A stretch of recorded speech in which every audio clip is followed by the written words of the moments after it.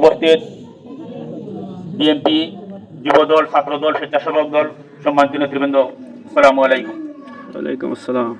সম্মানিত প্রাণপ্রিয় ওয়ার্ডবাসী, আপনারা নিশ্চয় জানেন আমাদের 12 তারিখ আমাদের জাতীয় নির্বাচন। সেই নির্বাচনের কারণে দীর্ঘ 15-16 বছর এই স্বৈরাচার হাসিনা শাসন আমলে আপনারা অনেক নির্যাতিত হয়েছেন, জেল জুলুম মামলা শিকার হয়েছেন, অনেক অর্থ আপনাদেরকে ব্যয় করা হয়েছে। কিন্তু আমরা একটা ধারণা ছিল যে হাসিনা সরকার পতন হবে, সেই আশায় আপনারা কষ্ট করেছেন।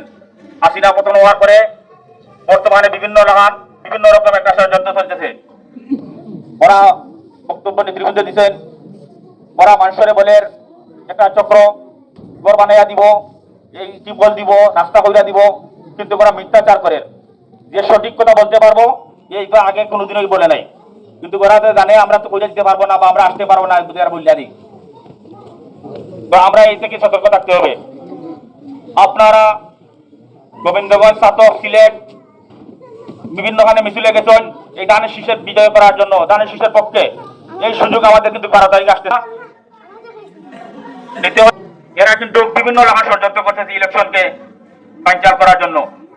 আমরা সব ঐক্যবদ্ধভাবে 5 নম্বর ওয়ার্ড আমরা যদি ঐক্যবদ্ধ আজকে থাকি, আমাদের নেতা সলিমুদ্দিন আহমেদ মিলন সাহেব যদি এমপি আল্লাহ করেন, তাহলে আমাদের রাস্তাঘাটের কাজ আমরা ঐক্যবদ্ধভাবে সবাই মিলিয়ে যাব। আজকে আমি মনে করি কিন্তু আমরা যারা আসছি সবাই নেতা, সবাই কর্মী, আমাদের যারা সিনিয়র নেতৃবৃন্দ আছেন, আমাদের একটা অনুরোধ থাকবো, আমরা যেন ইলেকশন করে এই যে আজকে সবাই জড়িত হয়েছি সবাইকে নিয়ে আমরা 5 নম্বর ওয়ার্ডের রাস্তাঘাট, স্কুল যেন আমরা সবাইকে নিয়ে একসাথে কাজের জন্য এমপি সাহেবের কাছে যাওয়া হয়। আমি বক্তব্য দীর্ঘায়িত করবো না। আমি আমার সবাইকে 12 তারিখে ভোটে যাওয়ার জন্য আহ্বান জানিয়ে আমার বক্তব্য আমি সংক্ষিপ্ত করব। বাংলাদেশ জিন্দাবাদ, বাংলাদেশ জাতীয়বাদী দল বিএনপি জিন্দাবাদ, জিন্দাবাদ।